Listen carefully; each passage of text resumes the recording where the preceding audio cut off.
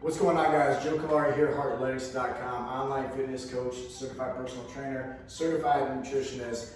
There's a lot of hype and a lot of people got a lot of value when we did a technique video going over a proper way to squats. A lot of people seem to benefit from that. So we're going to do the same thing with another compound lift, which is going to be the deadlift. I was asked, is it the same hinging movement? Yes and no. There's going to be a few minor tweaks.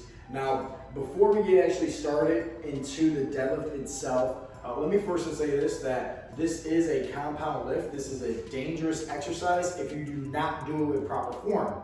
With that being said, if you do it with proper form, you're going to get a better ROI, a better bang for your buck. Now, there are some equipment that you guys might want to take in consideration into investing into. Let me quickly show you. So right here is just a belt. It's all about preference, honestly. You can find the leather belts that's kind of thick. I personally don't like that. I like this one that's more like flexible. It kind of shapes more to my back. It's Velcro and you know, it doesn't have the chains. It's not like a meathead one, and this is personally why I like it. And then second, some straps. So you're not gonna really need straps unless you're going heavy on the deadlifts. And the reason why is just simply because your hands might get a little slippery. Granted, if you're using some chalk, that's gonna be a great tool. But nonetheless, you just don't want that bar slipping forward and slipping underneath you. So when you go in super heavy, invest in some straps. There's nothing wrong with that at all.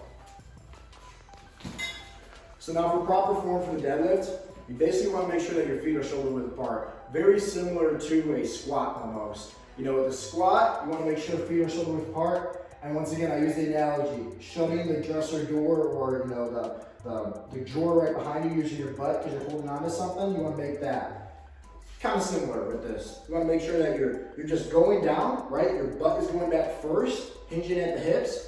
You're going down. Now, you may hear people say never look down, never look all the way up. Like, it's all a preference for you. You just want to make sure that your line is completely, or excuse me, your spine is completely straight. It needs to be in alignment.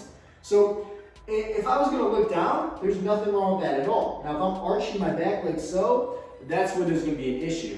So once again, you can look down. Like, I prefer that, honestly, instead of looking straight up. I like making sure that my back is nice and straight. Now, as you go down, where you hold it is all about preference. I like being kind of closer to where my thumbs are touching my legs. That's great for me to hold onto that bar. And then from there, I'm making sure that I'm using my heels to come all the way up with the bar, all right? Now, this is very, very key when you guys are doing the deadlifts. I'm gonna show you the wrong way to do it and the right way to do it, okay? So, I'll actually lift up my legs. For this, right, if you ever looked at a power lifter, they actually put chalk on their knees and their legs going all the way down. Why?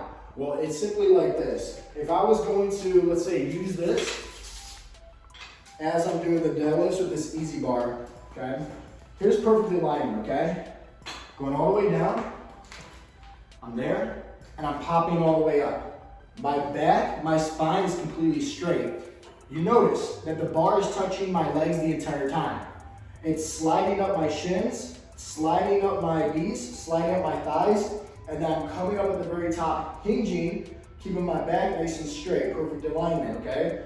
For your posterior chain. And then I'm going right back down, right? Here's the wrong way to do it.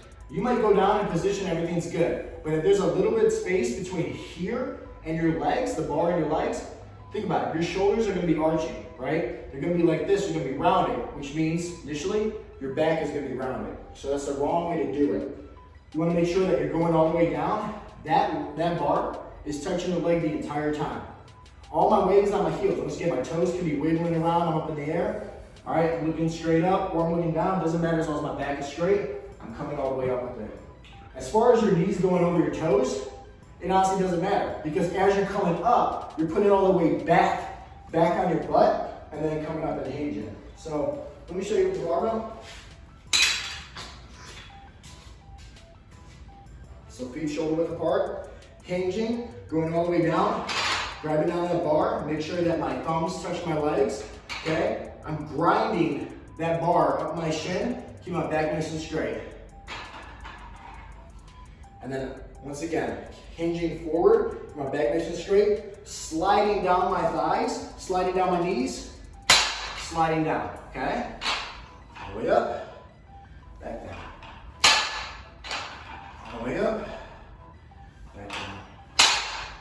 Now, before we end this video, let me just say this. There's also 2 ways to do reps.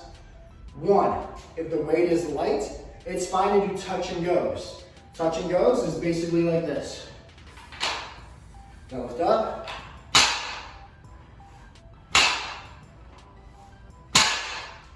When the weight gets a little bit heavier, I do not recommend that at all. I recommend taking some time, pausing, resetting, making sure your form is perfect before then going back up. So it might look like this.